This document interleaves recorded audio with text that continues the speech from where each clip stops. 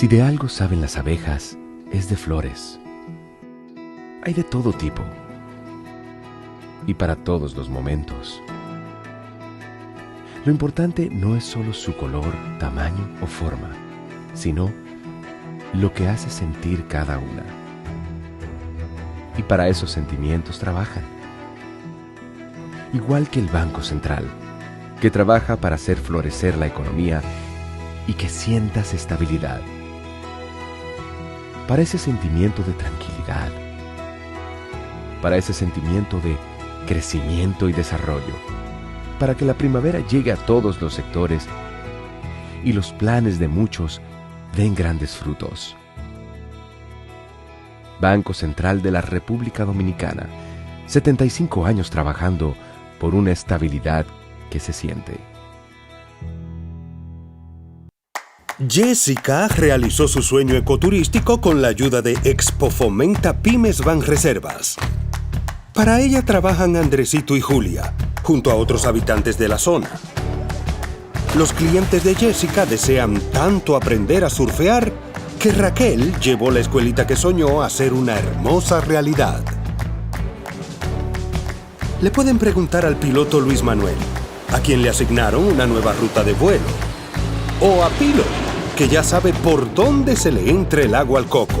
Y Carmina hasta organiza una feria con los artesanos de la zona, en el parador que puso Virgilio.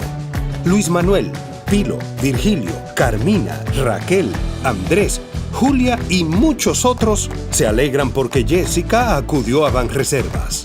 Detrás de uno que avanza, hay muchos más echando hacia adelante. Banreservas, el banco de todos los dominicanos.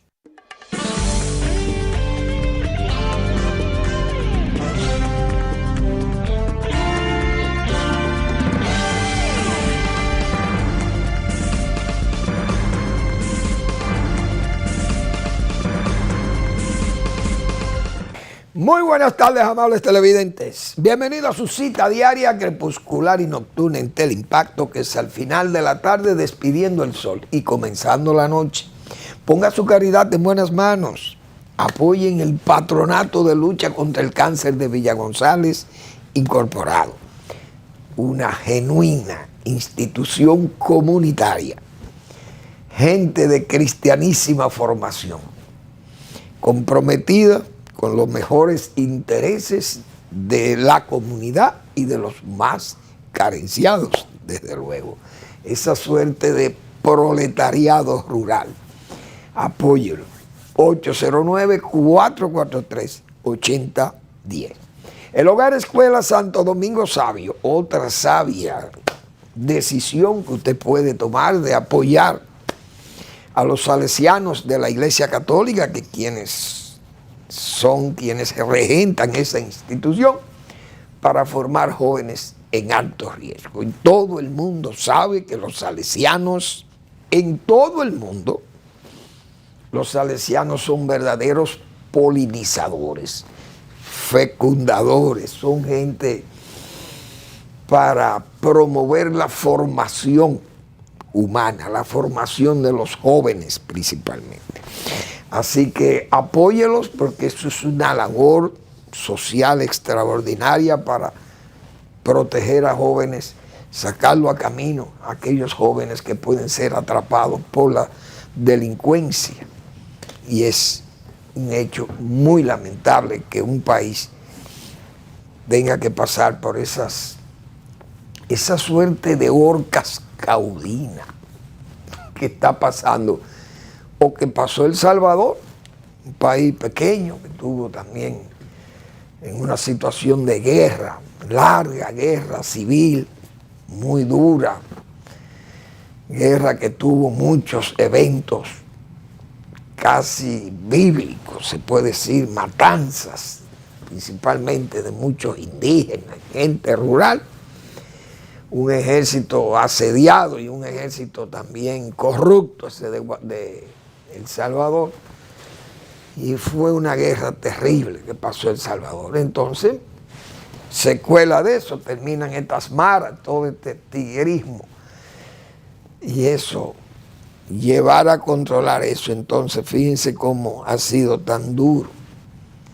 tener que enfrentar esa situación que tiene en ese país ahí, El Salvador. Pero la dureza de esas medidas ha permitido que el pueblo respire, porque que la gente estaba manos arriba con esa delincuencia, no hay duda.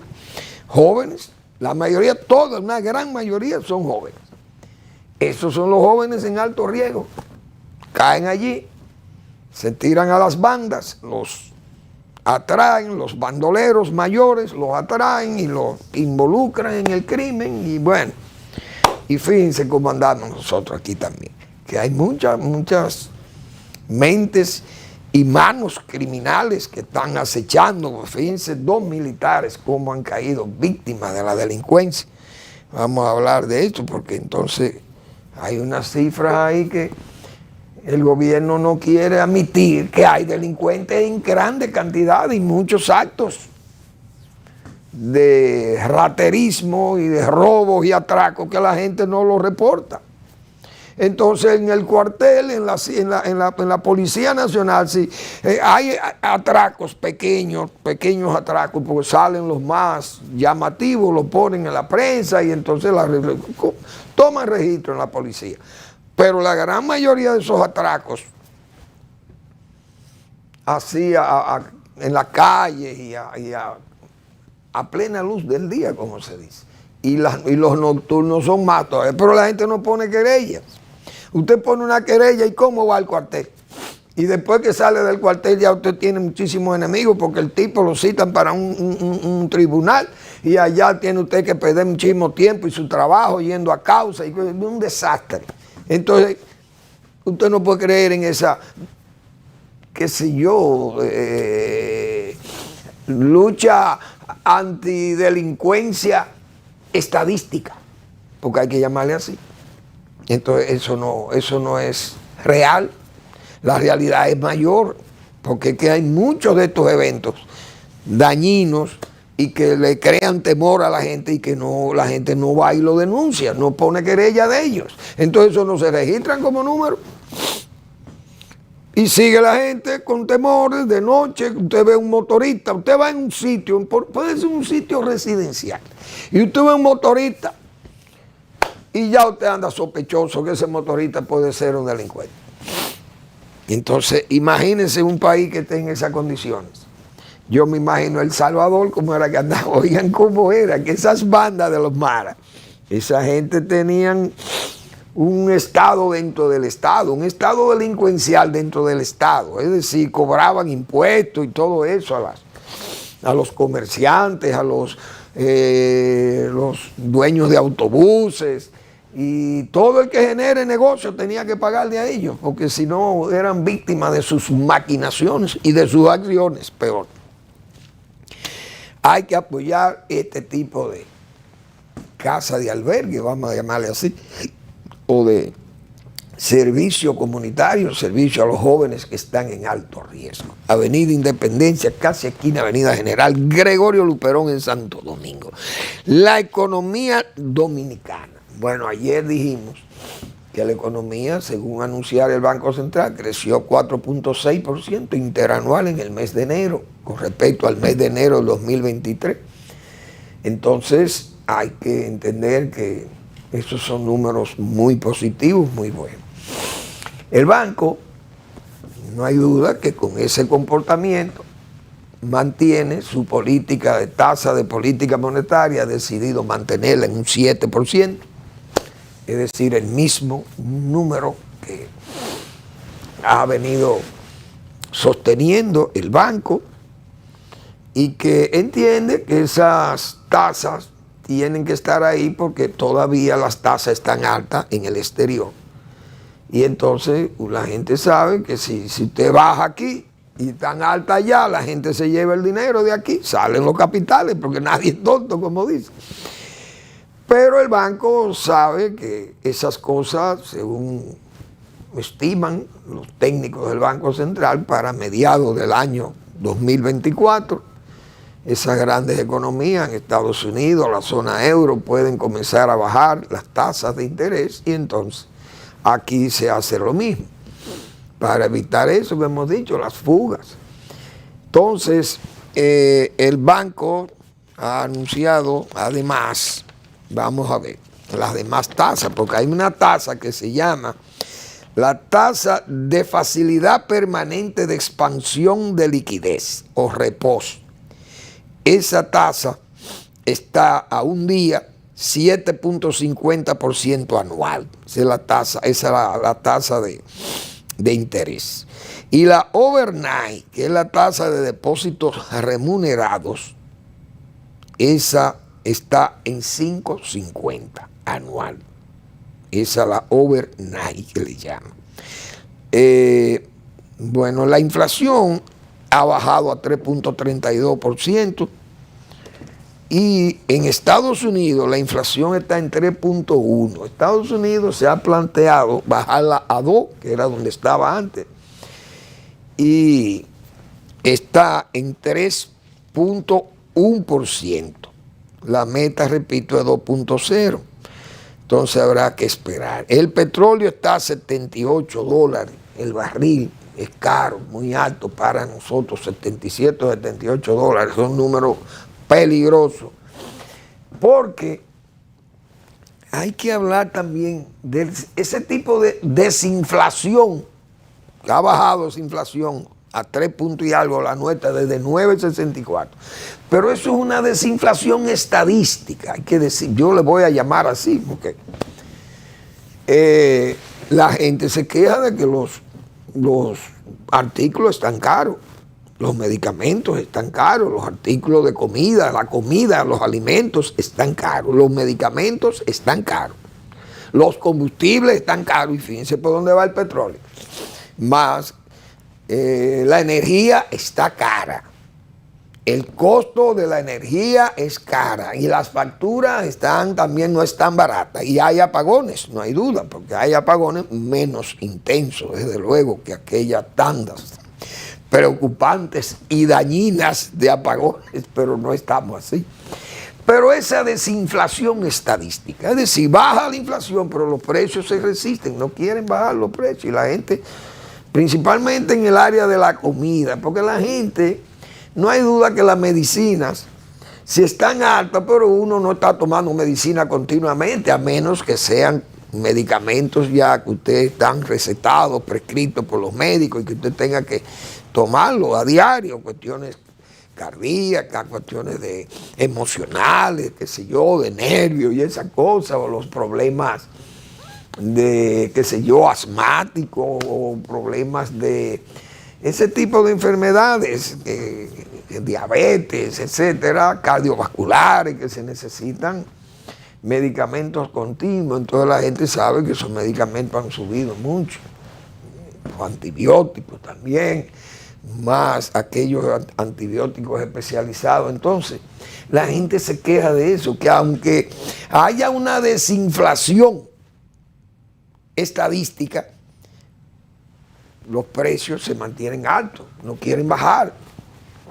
Yo lo de los alimentos lo atribuyo a que hay poca producción, pero el presidente está feliz con su productor, con su producción y con sus autoridades. Algo increíble, porque la realidad le está dando en la cara. Y yo digo lo siguiente, hay cultivos, que lo he dicho muchísimas veces aquí, hay cultivos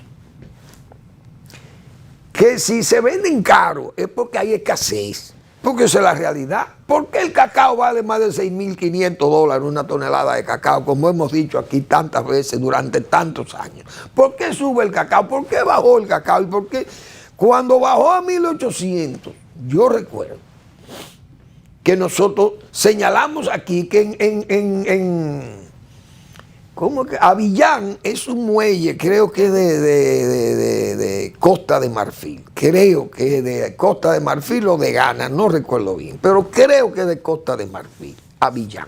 Pero ahí habían 200, 300 mil quintales de cacao pudriéndose en el muelle, de tanto cacao que había en el mundo. Entonces la producción estaba afectada también porque toda esa super oferta creaba un tapón y entonces era un tremendo problema. $1.800 una tonelada. se botó ese cacao del muelle. Pero vinieron esos problemas que yo he señalado tantas veces aquí, problemas climáticos, sequías, lluvias intensas, plagas, además las mismas enfermedades endémicas de la zona de África Occidental, una zona muy tropical, lluviosa, peligrosa, mucha malaria. Y esas son la gente que cortan y recogen el cacao. Las guerras civiles, ahí hay una serie de movimientos pro-musulmán o musulmanes, y entonces son unos grupos muy violentos, crean secuestros y realidades muy difíciles para mantener un equilibrio en la producción agropecuaria allí, principalmente de ese cacao. Entonces, ¿dónde están los precios del cacao? ¿Por qué es que el cacao vale ahora 6.000? Porque hay poco cacao.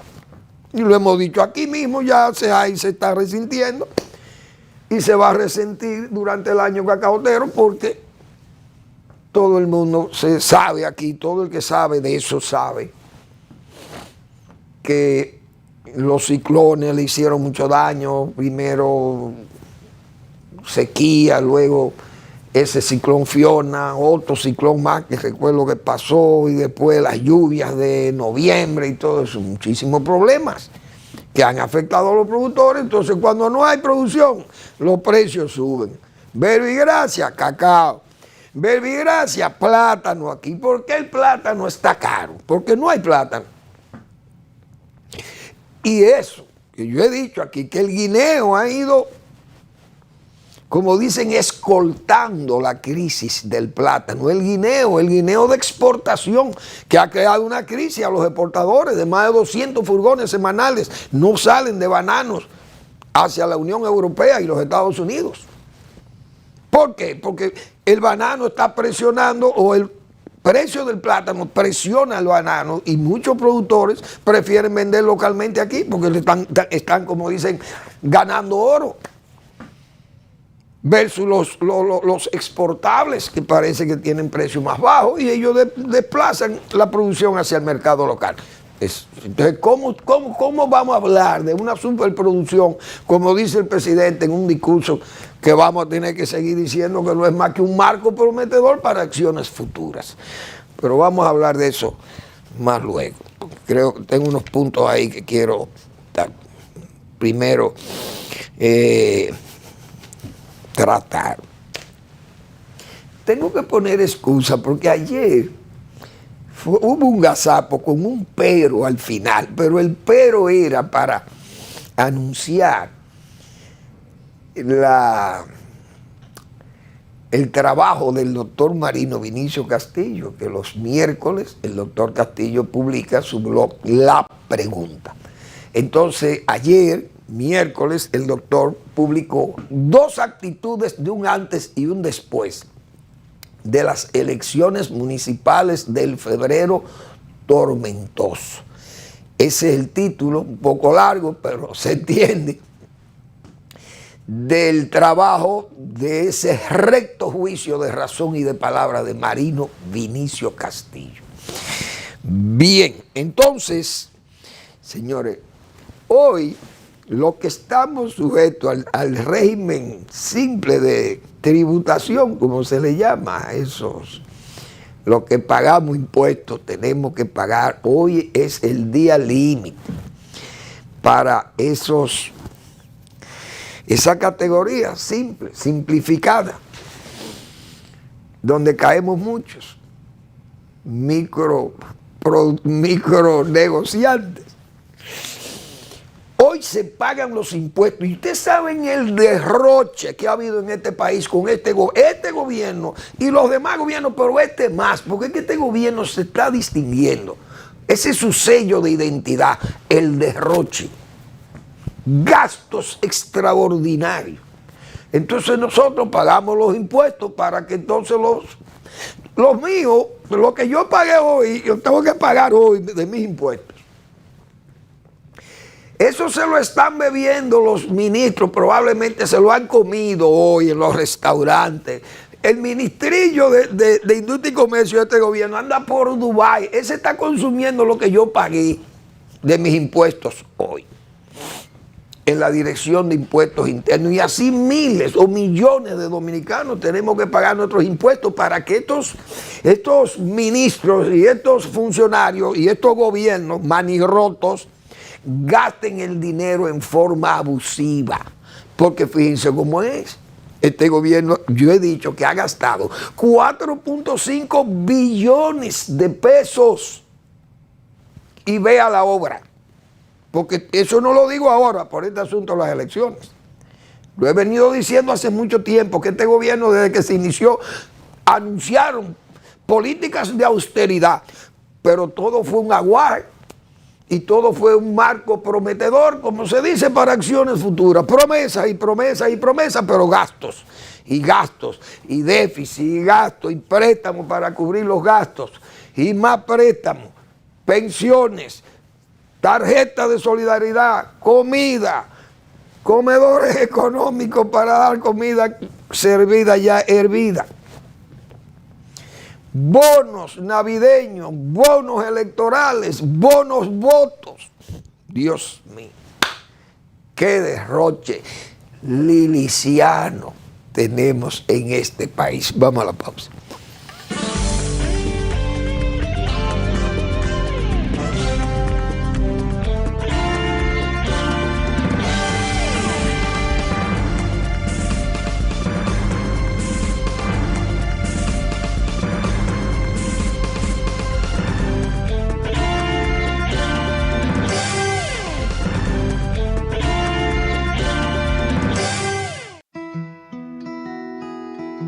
Si de algo saben las abejas, es de flores. Hay de todo tipo y para todos los momentos. Lo importante no es solo su color, tamaño o forma, sino lo que hace sentir cada una. Y para esos sentimientos trabajan. Igual que el Banco Central, que trabaja para hacer florecer la economía y que sientas estabilidad. Para ese sentimiento de tranquilidad, para ese sentimiento de crecimiento y desarrollo, para que la primavera llegue a todos los sectores y los planes de muchos den grandes frutos. Banco Central de la República Dominicana, 75 años trabajando por una estabilidad que se siente. Jessica realizó su sueño ecoturístico con la ayuda de Expo Fomenta Pymes Banreservas.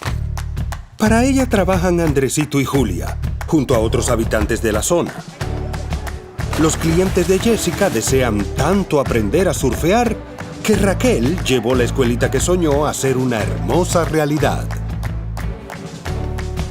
Le pueden preguntar al piloto Luis Manuel, a quien le asignaron una nueva ruta de vuelo, o a Pilo, que ya sabe por dónde se le entra el agua al coco. Y Carmina hasta organiza una feria con los artesanos de la zona, en el parador que puso Virgilio. Luis Manuel, Pilo, Virgilio, Carmina, Raquel, Andrés, Julia y muchos otros se alegran porque Jessica acudió a Banreservas. Detrás de uno que avanza, hay muchos más echando hacia adelante. Banreservas, el banco de todos los dominicanos.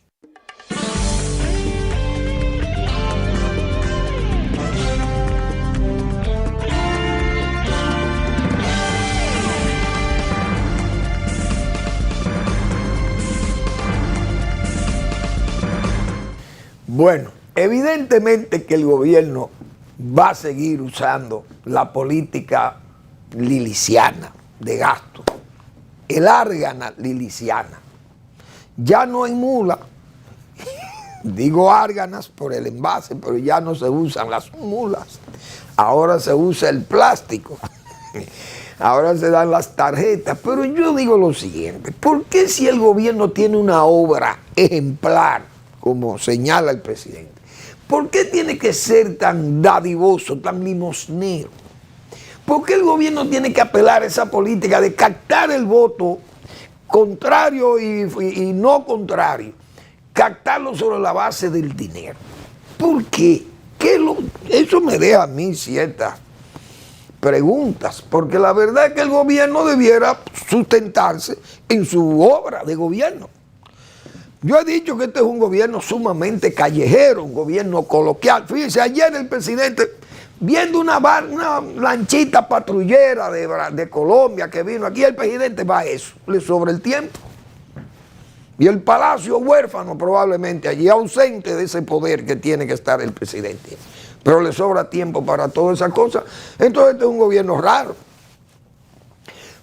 Repito, con la obra de gobierno que tiene el gobierno, eso es lo que tiene que ser, ese es su músculo, esa es su fuerza. Pero es que esa obra se ve, como yo lo he dicho, se enmarca en ese marco, valga la redundancia, prometedor de acciones futuras, promesas. Vamos a hacer obra, vamos a hacer aquello. Y miren que ha habido dinero para eso, porque ¿cuántas veces hemos hablado de esos dineros? Entonces el gobierno luce que es todo con dinero, que se resuelve a papeletazo limpio, siempre lo hemos dicho eso. Y yo me atrevo a hablar así porque vengo, mi experiencia que viví en los gobiernos de Joaquín Balaguer, reeleccionista, pero Balaguer lo que exhibía era su obra. Porque Balaguer era tacaño, no se gastaba dinero, nadie podía salir con árganas de dinero a repartirle dinero a la gente o a comprar votos.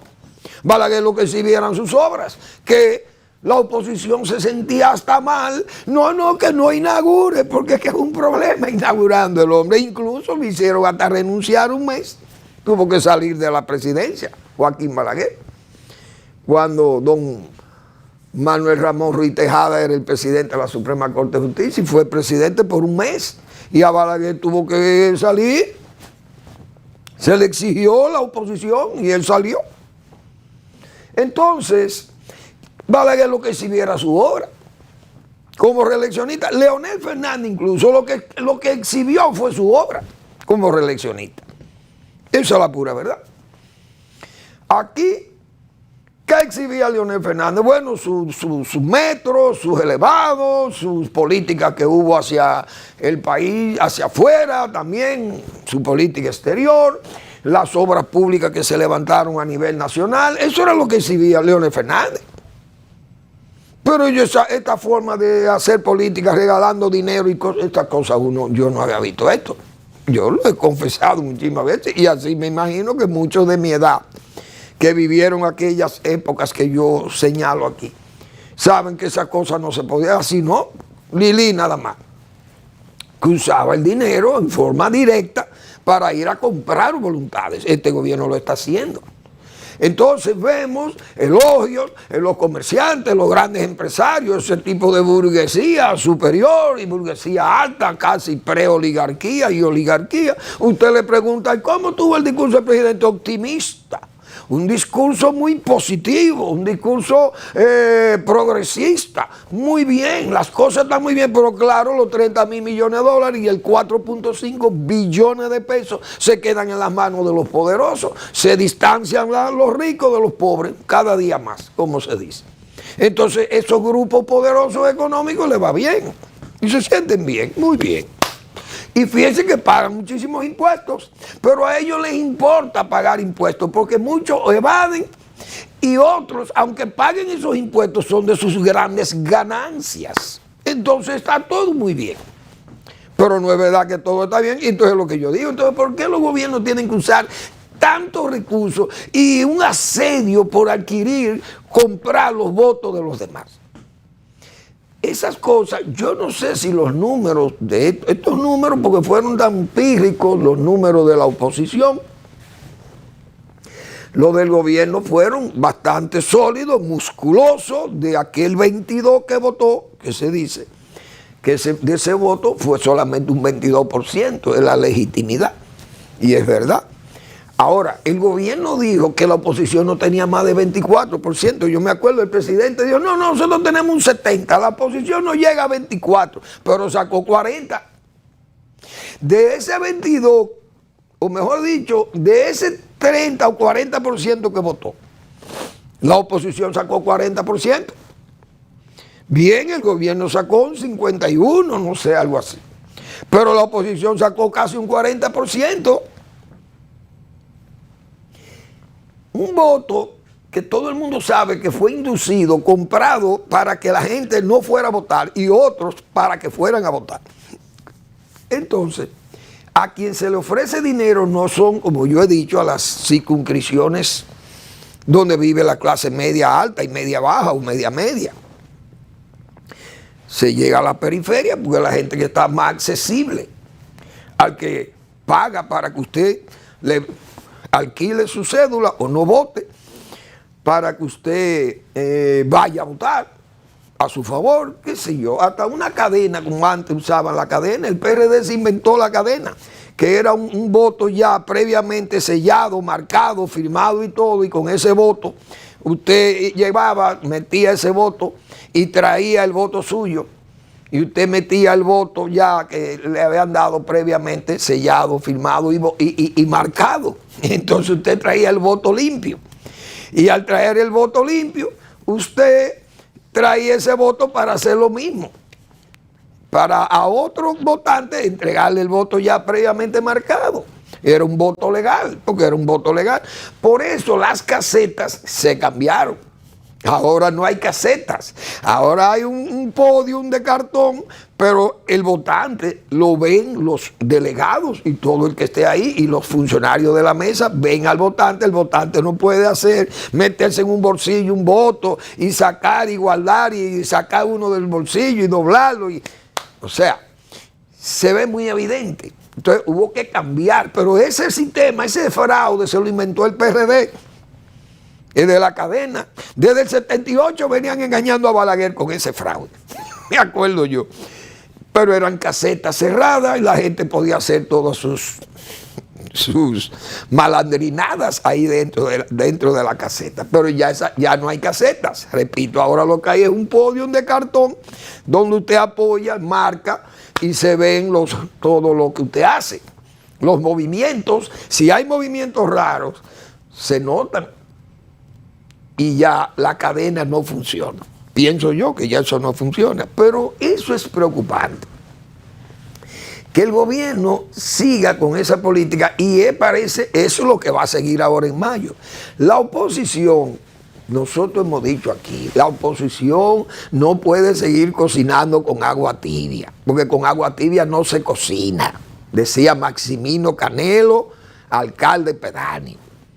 Igualmente hay una expresión de Maximino que yo creo que aplica también para la oposición, a Leonel Fernández y Abel Martínez y Miguel Vargas, que son los tres candidatos principales de la oposición. Quien no lucha por lo que quiere termina aceptando lo que no le gusta, decía Maximino Canelo, alcalde pedáneo de una sección de San Cristóbal o de la frontera. No sé dónde fue que don Mario Rivitini, que en paz descanse, recogió esa expresión de Maximino Canelo. Con agua tibia no se cocina. Señores, ni los guineitos están con agua tibia. Por tanto, la oposición tiene que estar vigilante de esas cosas. No sé cómo van a obviar esa situación. El gobierno tendrá que ser más prudente, tal vez, porque podrá venir alguna observación por antelación a los comicios y ver esas actividades delictivas en cualquier código electoral penal. Son actos delictuosos, delictivos esos. Entonces, eso dice que el gobierno, repito, tendría que, no sé cómo va a evitar que la gente vaya a votar, la gente que debe votar y que no fue a votar. Porque es lo que decía Etienne Lamy sobre el voto silente, que Balaguer siempre apelaba a ese voto silente. ¿Por qué Balaguer era consciente de ese voto? ¿Conoció a Etienne Lamy? ¿Había leído a Lamy? Claro que sí, porque Balaguer fue un hombre que estudió en Francia. Lamy era francés. Etienne Lamy decía que el verdadero político es el que sabe entender a los que callan y no a los que no callan. Es decir, que el gran político es El que entiende, no al que calla, no al que habla, sino al que calla, a ese voto silente. Y Balaguer era un mago de eso, convocaba ese voto sin tener que ir casa por casa.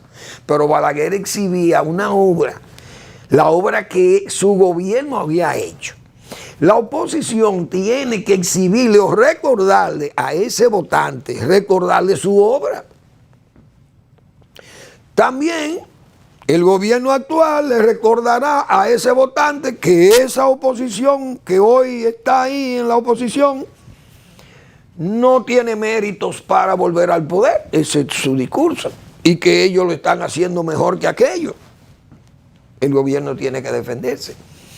Pero el discurso de la oposición tiene que ir directo a ese votante que no fue. Hay que llevar a ese votante a ver si ese votante expresa un disgusto con este gobierno, porque es que este gobierno no es verdad que puede tener, si tiene todos esos números que dice el gobierno, con tantas cosas que no funcionan bien, porque los servicios malos, hay mucho deterioro, problemas de apagones, problemas del pago de la energía eléctrica muy cara, el costo, esa desinflación estadística, pero que no bajan los precios, la gente le molestan los precios de los alimentos principalmente y los medicamentos. Que tiene problemas de delincuencia, la gente. Entonces, el gobierno dice que ha hecho un gran trabajo en todas esas áreas, pero la gente va a los hospitales y tiene problemas. La gente grita que la educación no anda tan bien, que las escuelas, 100 y pico de escuelas apenas, y hay más de 700 escuelas que están en construcción, y el gobierno apenas 100 dice que entregó. No sé. Perdón, pero hay una situación que no la entendemos porque el gobierno tiene que apelar a la árgana liliciana con tanta frecuencia y con tanta contundencia, repito, si tiene una obra que exhibir, porque 50 y pico de páginas que el presidente en ese memorial de discurso resaltó tantas cosas hechas por el gobierno que el pueblo tiene que valorar eso. Digo yo, entonces, ¿por qué este asedio contra la oposición a base de dinero? Y ofreciendo dinero y dinero y dinero y dinero por aquí y compra fulano, mira a ver si se vende, compra aquel síndico que se perdió, a ver si... Y renuncian y se van. ¿Y qué es lo que está pasando? Como raro, la verdad que se ve raro que un gobierno, repito, con la obra que dice haber hecho o haber ejecutado y por ejecutar, tenga que apelar a las políticas lilicianas. Y miren que Lili hizo obras importantes aquí. La energía eléctrica se obtuvo en 1880 y algo en los Estados Unidos. Y aquí vino la luz eléctrica en los gobiernos de Heró. Heró trajo el ferrocarril, el telégrafo. Aquí hubo avance de la tecnología que había en el mundo, vinieron al país, aquí hubo hasta túnel para un ferrocarril ahí en Puerto Plata, en tiempo de Heró. Pero Heró no tenía el alcance del país, no tenía las vías de comunicación, qué sé yo, y todas esas cosas, y era muy astuto. Pero después, esas obras, cuando él se cogió el poder de verdad, eran las obras que exhibía, porque el dinero se le había gastado y tenía que ir recurriendo muchísimos préstamos y al final tuvo que emitir dinero inorgánico y muchísimas cosas y le trajo la muerte. Porque así es que terminan esos regímenes manicomiales. Vamos a la pausa.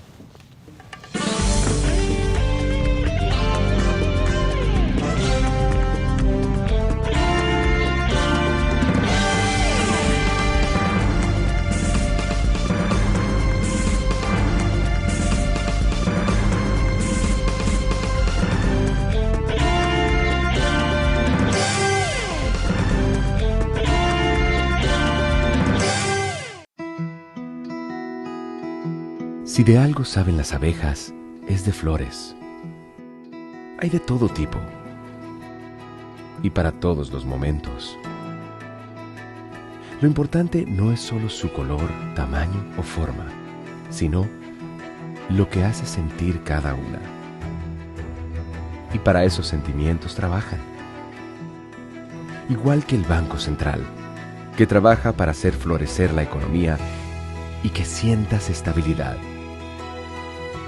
Para ese sentimiento de tranquilidad, para ese sentimiento de crecimiento y desarrollo, para que la primavera llegue a todos los sectores y los planes de muchos den grandes frutos. Banco Central de la República Dominicana, 75 años trabajando por una estabilidad que se siente. Jessica realizó su sueño ecoturístico con la ayuda de Expo Fomenta Pymes Banreservas. Para ella trabajan Andresito y Julia, junto a otros habitantes de la zona. Los clientes de Jessica desean tanto aprender a surfear que Raquel llevó la escuelita que soñó a ser una hermosa realidad. Le pueden preguntar al piloto Luis Manuel, a quien le asignaron una nueva ruta de vuelo. O a Pilo, que ya sabe por dónde se le entra el agua al coco. Y Carmina hasta organiza una feria con los artesanos de la zona, en el parador que puso Virgilio. Luis Manuel, Pilo, Virgilio, Carmina, Raquel, Andrés, Julia y muchos otros se alegran porque Jessica acudió a Banreservas. Detrás de uno que avanza, hay muchos más echando hacia adelante. Banreservas, el banco de todos los dominicanos.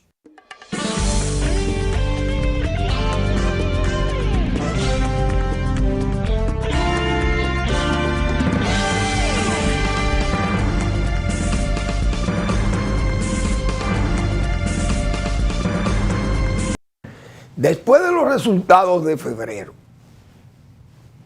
el gobierno del presidente Luis Abinader puede pensar que lo que pueda venir nuevamente al poder o lo que pueda regresar de lo que hubo al poder, que eso no es mejor que lo que hay. Puede ser que el gobierno esté pensando así. Y es correcto tal vez desde el punto de vista político de ellos y de los resultados, incluso de febrero, que pueden entender que ese resultado ya es un aval que le ha dado el pueblo dominicano.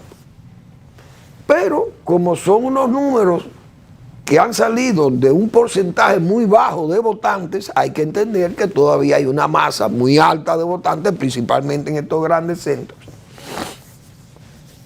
que uno no sabe cómo estarán pensando. Tal vez las encuestas dirán qué es lo que hay.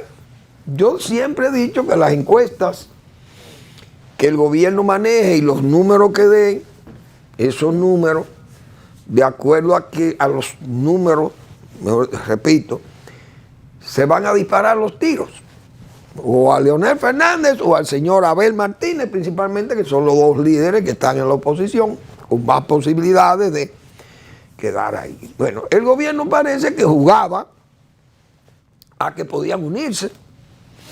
Si se unían, bueno, podían jugar a que, bueno, vamos a comprarle gente, los debilitamos, y así esa alianza la perforamos, tratamos de meterle cizaña para que se mantengan siempre en discordia y en celos y no puedan concretarse buenos números. Ahora, si van sueltos, como van ahora las candidaturas mayores, porque los senadores tienen sus arreglos, pero en las candidaturas de los candidatos presidenciales van solos. Cada partido de esto va a hacer su lucha, va a hacer su discurso, va a hacer su esfuerzo y su trabajo, tratar de conquistar números mayores, por las razones que ya hemos explicado.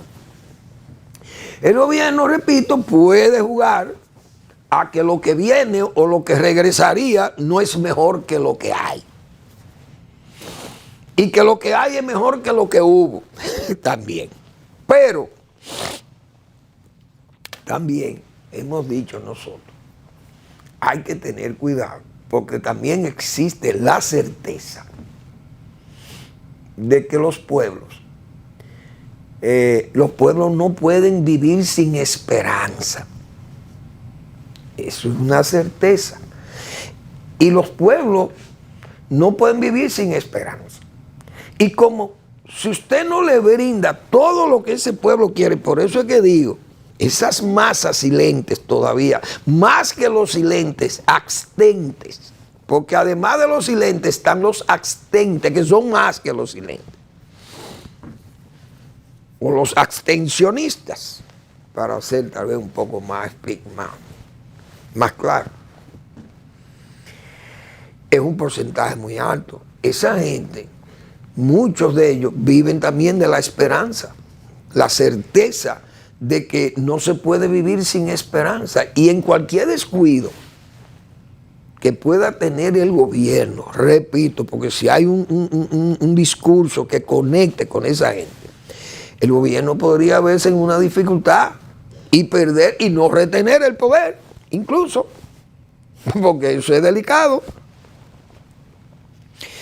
Pero hay que esperar a ver qué va a pasar con las posiciones de los partidos políticos. Vamos a ver que si van a recordarle a sus antiguos votantes aquellos números extraordinarios que tenía el PLD, que lucía invencible.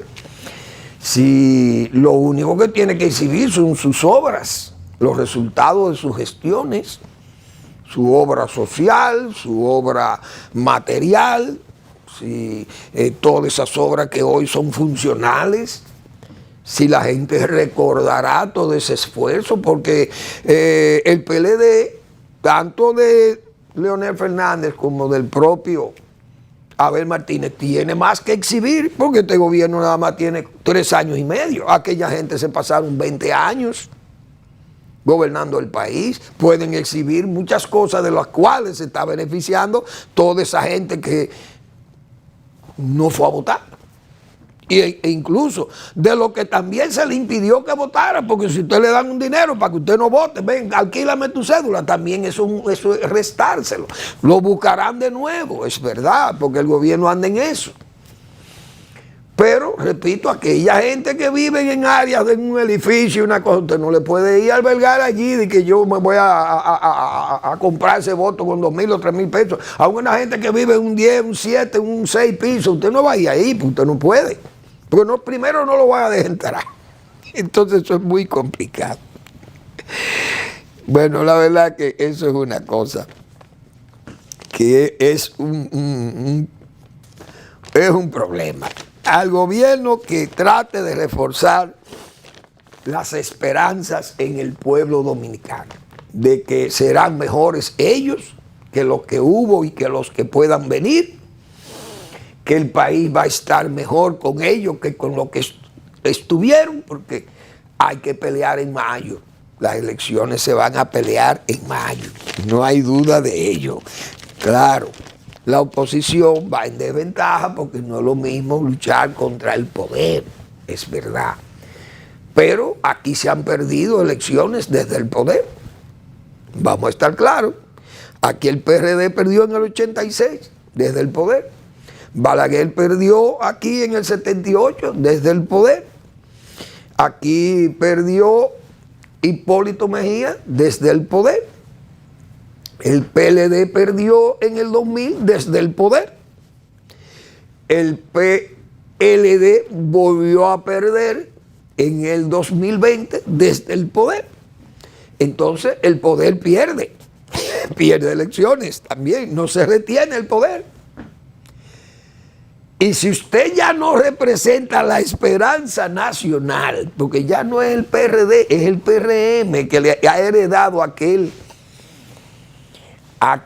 eslogan del PRD, el Partido de la Esperanza Nacional, ese eslogan lo heredó el PRM. Si el pueblo ya entiende que no hay esperanza con Luis, entonces es para afuera que van, porque uno no sabe cómo puede reaccionar el pueblo, desde luego. Los resultados de febrero son muy contundentes, estimulan, no hay duda, y el gobierno se puede sentir más tranquilo, puede lucir sosegado, no alterar las cosas para que no se le cree un problema mayor o un disgusto mayor y traiga un desencanto, o traiga una situación de que, perdón, se haga irrespirable el ambiente para la oposición y entonces el gobierno perdón, tenga que ir entonces a un estado de qué sé yo, de insatisfacción democrática, y eso se vería muy mal. Bueno, el tiempo ya lo tengo encima. Yo quería dedicarle el último minuto ahí, los últimos minutos. Israel hoy ha creado una situación sumamente difícil. Israel se está creando un problema muy serio. Ya esa guerra se está extendiendo mucho. Entonces Israel pensó tal vez en el Blitzkrieg que siempre usaron esas guerras judías, tipo las guerras alemanas. Esa era la tesis de Dayan, Moshe Dayan, y de gente como Yitzhak Rabin o el propio Ariel Sharon y todos esos grandes generales de Israel. Esa guerra se le está prolongando y ayer hubo una matanza ahí de 100 y pico de gente, muchachos, jóvenes y cosas de eso, y centenares de heridos, gente muerta de hambre. Fueron a asaltar unos camiones que llegaban con mercancía, comida para la gente que está muerta de hambre ahí, asediada con esta guerra, que no es fácil, uno lo sabe. Entonces los soldados de Israel también se ven asfixiados, un gentío encima. No hay duda que le van a pasar por arriba, dispararon, mataron muchísima gente ahí. Y eso es un desastre. Estados Unidos, que anda jugando a un cese al fuego, ya eso se le pone la cosa peor.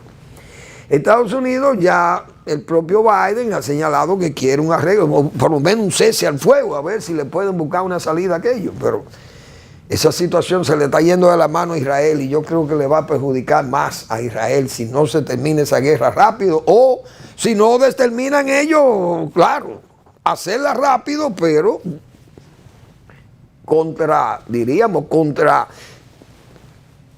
un gentío o un paquete de naciones que están en contra de Israel y con esa actitud tan belicista de Israel. Yo dije una guerra que pueden terminar como guerras holocáusticas para Israel, y eso es peligroso porque le va a ganar mucha repulsa allí, mucha gente muerta, y esa gente vive apreturado allí en forma inhabitable, como viven esa gente, esos gacetíes.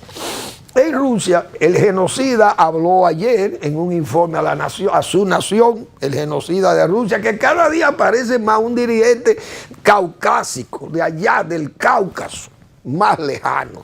Un Corea del Norte o Irán. A lo único que se parece Putin es a de Corea del Norte. Al gordito cohete, como decía Trump. Que ahora el gordito cohete siempre amenaza con lanzar armas atómicas. Ya Putin dice que si vienen soldados de la OTAN y se meten en Ucrania a pelear en su guerra, él va a usar sus armas, que tiene sus armas para defenderse, sus armas atómicas. Pero Estados Unidos no habla de armas atómicas, ni Francia, ni Inglaterra. Israel no habla. Pakistán, que mucho decir. Pakistán no esgrime sus armas atómicas, ni la India, que son dos países que uno sabe que siempre viven enfrentados. Y China, nunca yo he oído a los chinos haciendo alarde de que ellos tienen sus armas atómicas y que las pueden lanzar. Solamente lo hace el genocida de Rusia, como con miedo. Porque todo lo que usa es un chantaje y hacer amenaza a Occidente. Mire, yo lo borro con 5 minutos, porque a Rusia la van a borrar también. ¿Y quién gana una guerra nuclear? Pues él mismo lo ha dicho. Pero todo es un alarde de fuerza y de crueldad que él quiere exhibir, y de arrojo y de osadía. Y entonces Rusia está en una posición que es penoso ver ese país, un país que yo pensaba que era europeo. Siempre mi gran deseo de ir al Hermitage, al Museo de San Petersburgo, pero a mí me regalan el viaje y yo no lo hago, con toda honestidad lo digo. Me regalan el viaje a Rusia y no voy, ahora como está eso, porque ya no vale la pena ir a un país que está en una dictadura, que usted va y se acerca y pone un ramo de flores en un sitio y van y lo llevan preso. Oiga cómo es que está ese país. Y el dictador entonces allí amenaza a todo el mundo, y si van los franceses, pero Francia tiene armas atómicas para borrar Rusia, para borrarla. Igual Inglaterra y Estados Unidos. ¿Y cuál es el problema? Nadie gana una guerra nuclear. Pero ¿qué es lo que piensa el genocida? Y Estados Unidos, que parece una república bananera. ¡Qué vergüenza, señores! La Suprema Corte de Justicia suspende el conocimiento de la causa contra el señor Trump, como para darle tiempo que Trump gane la candidatura presidencial ampliamente y ya se vea ridículo decir que no se puede candidatear. 3 estados, Maine, Colorado, creo, y otro más, le han negado la candidatura al señor Trump. Uno no sabe Estados Unidos, pero es un país que luce, a mí me luce ya Estados Unidos como una república bananera. Porque si la Suprema Corte de Justicia, que eso era el sumo de la respetabilidad en la democracia norteamericana, y si está actuando en forma tan complaciente con el señor Trump, es una verdadera vergüenza.